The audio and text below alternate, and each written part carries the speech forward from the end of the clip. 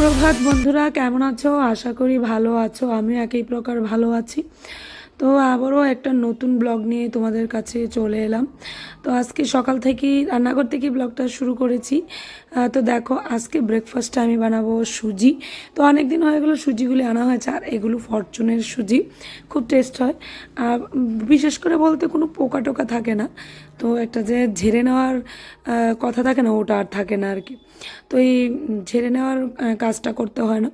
তো যাই হোক, এদিকে দেখো সুজিটা করে নিচ্ছি। আর একটু দেখতে পেয়েছো বাদাম ভেজে এলাচ দারচিনি দিয়ে একটু ঘি দিয়ে তারপর আমি সুজিটা করছি। কারণ আমার বরমশাই খাবেন, আমার হাজব্যান্ড খাবেন, তো উনি একটু ভালোভাবে সুন্দরভাবে একটু কি বলবো, এটাকে একটু স্বাদ করে না করে দিলে না, যেন তেন প্রকারণা করে দিলে উনি খাবেন না। তো ওনার আবার একটু ভালোভাবে করতে হবে।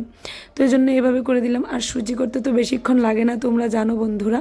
তো দেখো আমার সুজি হয়ে গেছে, চিনি দিয়ে করেছি, একটু চিনি দিয়ে দিলাম। তারপর চলে গেলাম সোজা আমার রুমে, এক গ্লাস জল বিস্কিট চা নিয়ে এখন চাটা খেয়ে নেবো রিল্যাক্স করে। সকালবেলা এই টাইমটার জন্য আমি ইগারলি ওয়েটিং, মানে কি বলবো, এমনভাবে অপেক্ষা করে থাকি না কখন যে চা খেতে পারবো, কখন যে আবার আমার আরেকটা সূচিবায়ু আছে যে সকালবেলা আশেপাশে কাজকর্ম না সেরে, না স্নান করে, না পুজো দিয়ে আমি চা খেতে পারবো না। অনেকে আছে না, ঘুম থেকে উঠে ব্রাশ করে সঙ্গে সঙ্গে চা খেয়ে নেয়, তারপর অন্য কাজকর্ম। আমার দ্বারা সেটা হয় না। তো দেখো আমি পারি না, এজন্য আমি একবারে সমস্ত কাজকর্ম সেরে এই যে চা খেতে খেতে আমার রান্না হবে তা তোমাদের সাথে শেয়ার করছি। সিম্পল রান্না হবে যেহেতু, দেখতে পাচ্ছ। ওইদিকে বসিয়ে দিলাম মুগ ডাল। মুগ ডাল করবো আজকে। আর মুগ ডালটাকে একটু ভেজে নিয়েছি, আগেই ভেজে একটু লবণ, একটু জল দিয়ে ভিজিয়ে রেখে গেছিলাম, তাহলে সিটি পড়তে বেশিক্ষণ লাগে না, গ্যাসও সাশ্রয় হয়। তো একটু চিনি লবণ দিয়ে বসিয়ে দিয়েছি, কি বলছি দেখো। আর এদিকে মশলা রেডি করে নিচ্ছি। দেখো এই যে কাঁচা লঙ্কা, আদা বাস রেডি করে নেব। কিছু একটা রান্না করব, সেটাও তোমাদের সাথে শেয়ার করব। তো দেখতে থাকো ব্লগটা, আশা করি তোমাদের ভালো লাগবে। তো এই দিকে দেখো আমি কড়াইতে তেল দিয়ে দিচ্ছি। আর তেলটা না কাল রাতের ছিল, ওই ভাজা করেছিলাম না পটল ভাজা, পটল ভাজার তেল রয়ে গেছে। তো ফেলে তো দেই না, আমরা কি ফেলি বলো তো? তোমরা ফেলো? কমেন্টস করে জানাবে তো।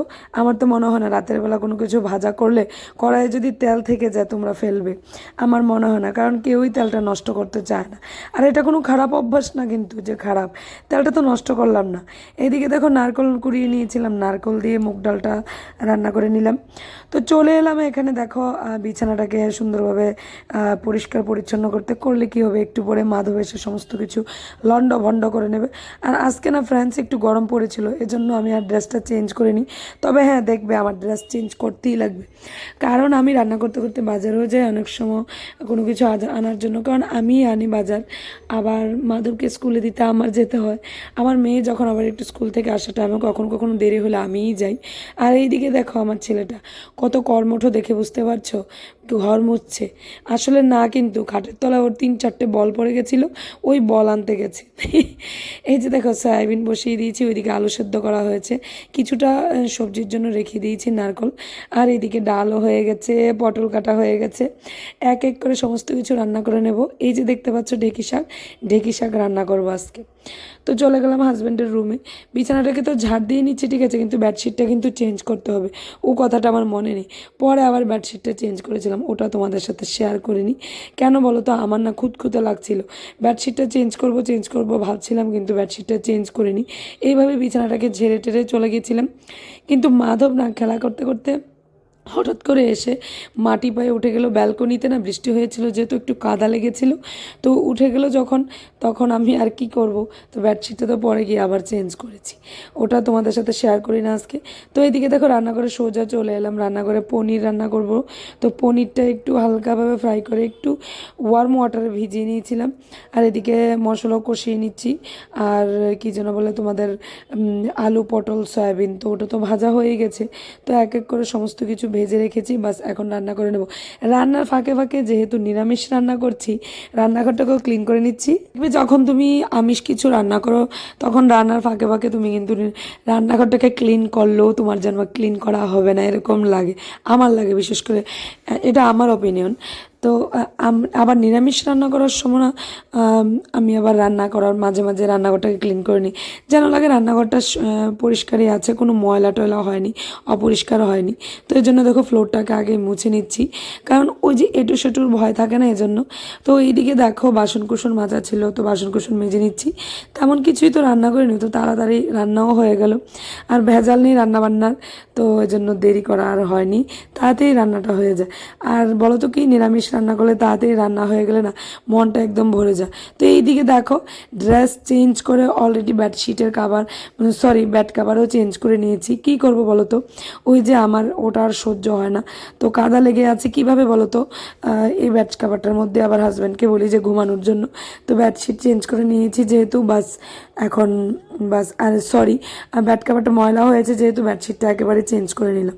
ওইদিকে মাধবকে স্নান করে নিয়ে এসেছি, আর আমিও ড্রেসটা চেঞ্জ করে নিলাম, কারণ স্কুলে যেতে হবে ওর, তো বের তো হতেই হবে। তো আগেই চেঞ্জ না করার মানে একই থাকে, পরে চেঞ্জ করার মানে একই থাকে। তো এই জন্য আমি স্নান করে সোজা কুর্তি পরে নিই। আর আজকে গরম লাগছিল এই জন্য কুর্তিটা পরিনি, নাইটিটাই পরেছিলাম। তো দেখছি না চেঞ্জ করতে হবে, তো পরে গিয়ে আবার চেঞ্জ করে নিয়েছি। তো এসে আবার চেঞ্জ করে নেব, কারণ গরমে সহ্য করতে পারছি না। আর বলো তো, 2-3 বার চেঞ্জ করতে ভালো লাগে? একবার একেবারে চেঞ্জ করে পরে নিলেই দেখো বারবার চেঞ্জ করার কোনো প্রবলেম থাকে না। আর এটা একটা কিন্তু একটা কাজই বলতে পারো, এই যে ড্রেস চেঞ্জ করার ব্যাপারটা। তো এই জন্য আমি সকালবেলা একবার স্নান করে পুজো দিয়ে একবারই ড্রেস পরে নিই, যাতে আর বারবার চেঞ্জ করতে হয় না। তো ওকে স্নান টান করিয়ে নিয়েছি, এখন কিন্তু ওকে খাওয়াতে হবে। তো বসে এসেছিলাম, তরকারিটা দেখি গিয়ে ফুটে উঠলো কিনা।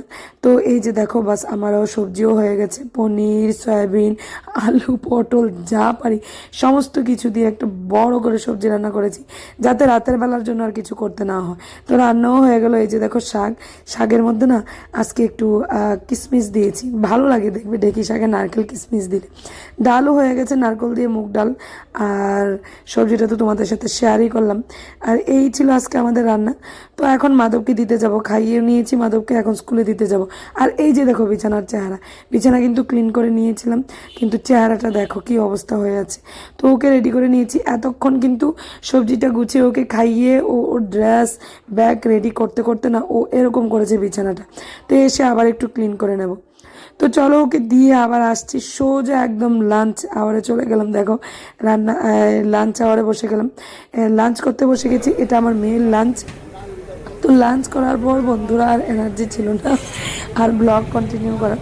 তো এটা ছিল বিকেলবেলার, দেখো বৃষ্টি এসেছিলো, ওয়েদারটাও মোটামুটি একটু ঠান্ডা হয়ে গেছে, ভালো লাগছে। আর আজকে বাজারটা না একদম ভর বাজার, দেখো একদম ভরাট বাজার। দেখে মনে হচ্ছে না পুজো চলে এসছে, পুজো চলে এসছে। তো ফ্রেন্ডস আজকে এতটুকুই, টিল দেন বাই বাই, সবাই ভালো থাকবে, সুস্থ থাকবে।